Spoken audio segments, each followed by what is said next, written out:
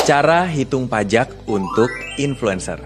Influencer jadi sebuah profesi yang mungkin awalnya dari hobi aja.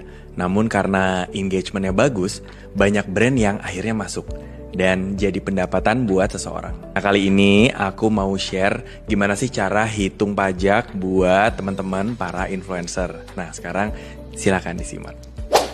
Kita sebut aja misal ada seorang influencer bernama Amel. Total penghasilannya dalam 1 tahun dari hasil konten, endorse, dan lain-lain adalah 600 juta. Di mana 600 juta ini merupakan penghasilan brutonya Amel.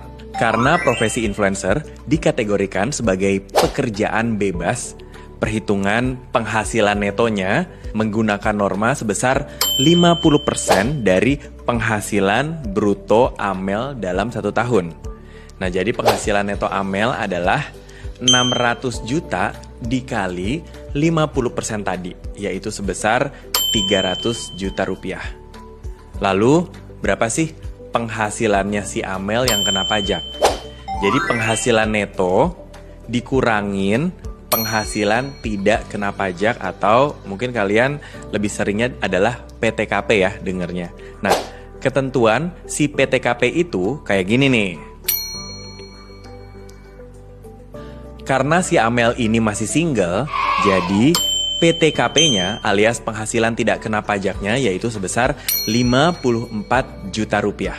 Jadi penghasilan kena pajak Amel yaitu adalah 300 juta dikurangin 54 juta rupiah tadi, yaitu sebesar 246 juta rupiah.